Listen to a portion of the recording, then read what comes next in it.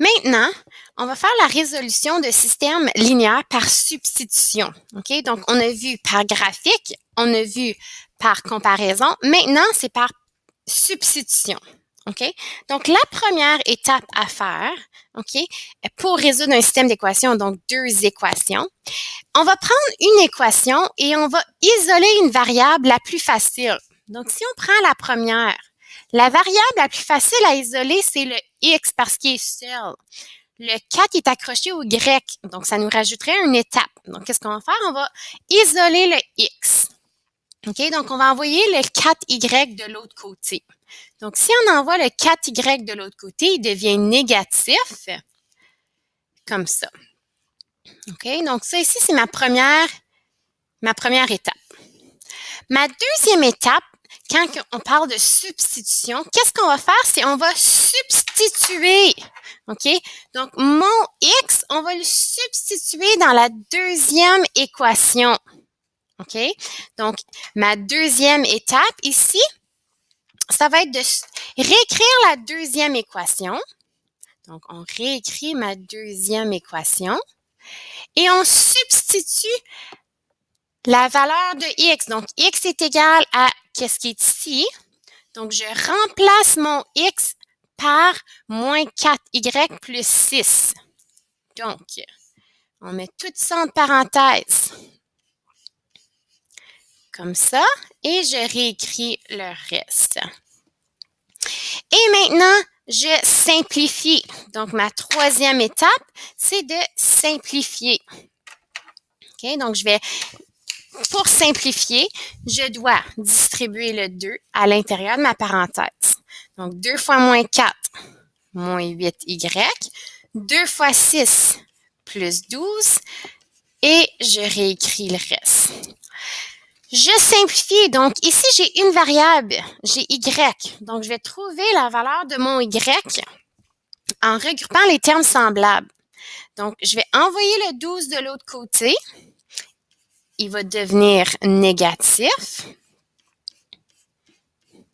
Donc, j'ai moins 8, moins 3 qui me donne moins 11y. Et de l'autre côté, j'ai 1 moins 12, donc il me donne moins 11 également. Si je veux trouver la valeur de y, je dois diviser par moins 11, donc ça me permet d'annuler ici. Donc, je fais de l'autre côté également. J'ai donc y qui me reste de côté ici. Si j'ai moins 11 divisé par moins 11, ça me donne 1.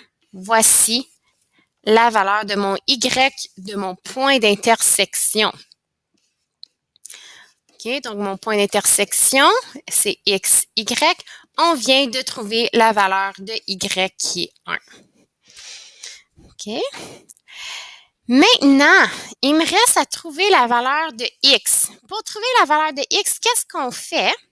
On va remplacer y est égal à 1 dans mon équation initiale ici, qu'on avait isolée à la première étape.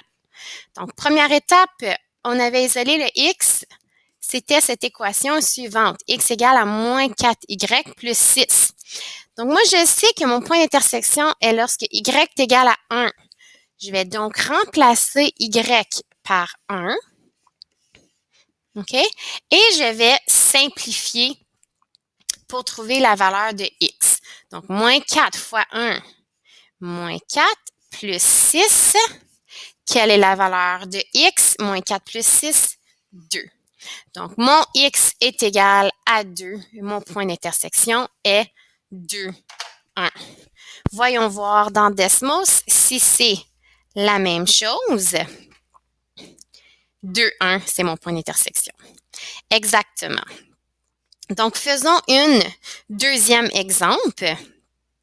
Ici, on va faire celle ici. Donc, je vais effacer.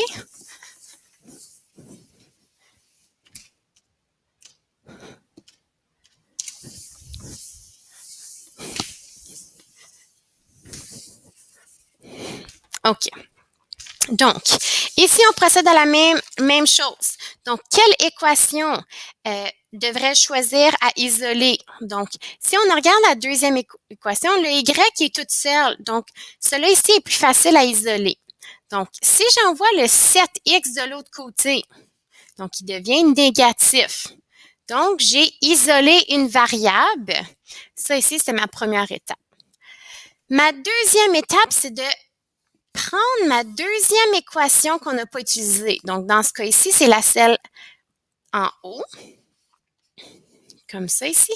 Et je vais remplacer les y ici par qu'est-ce que j'ai trouvé. Donc, je vais le remplacer à la valeur de mon y. Donc, j'ai 5x moins 3. Je vais le mettre entre parenthèses ici parce que c'est une multiplication entre le moins 3 et le y. J'ai réécrit le reste. Deuxième étape. Comme troisième étape, je dois simplifier. Donc, le 5x ne change pas. Le moins 3 et le moins 7, x sont multipliés. Donc, moins 3 fois moins 7 me donne plus 21x. OK? Moins 2 égale à 0. Encore une fois, je simplifie ici. Okay, mes termes semblables, ceux avec des x, je laisse à gauche de l'équation et les termes pas d'x, je l'envoie à l'autre côté.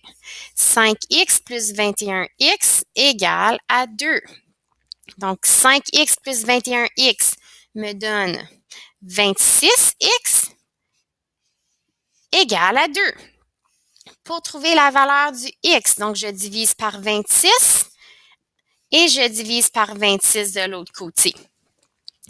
Donc, mon x est égal à, si je veux simplifier ma fraction, 2 divisé par 26. Ici, je peux diviser par 2. Ici, je peux diviser par 2. Donc, 2 divisé par 2, 1. 26 divisé par 2, 13. Donc, voici la valeur de mon x du point d'intersection. Donc, 1 sur 13. Il me reste à trouver la valeur de mon y et je procède de la même façon. Donc, ma quatrième étape, je vais prendre ici l'équation que j'ai isolée au départ. Moins 7x. Je vais remplacer le x dans mon équation. Donc, j'ai moins 7, puis mon x, c'est 1 sur 13. Lorsque j'ai une multiplication ici de fractions, le moins 7 multiplie le numérateur. Donc, moins 7 fois 1, moins 7. Et au dénominateur, si j'ai aucun dénominateur, on s'entend que c'est 1. Donc, 1 fois 13, qui me donne 13. Voici la valeur de mon y pour notre point d'intersection. Et voilà. Finalement, faisons une dernière exemple et on va la vérifier par la suite. OK? Donc, si on regarde C, ma première étape, on choisit une équation qui est plus facile à isoler. Je vais isoler la première équation. Si j'envoie le moins y de l'autre côté, donc il devient positif. Donc, le 2x, le moins 3 reste ce côté-là. Le y devient positif. Donc, j'ai isolé mon équation. Donc, ça, c'était ma première étape. Deuxième étape, OK? Je vais remplacer mon y ici dans ma deuxième équation.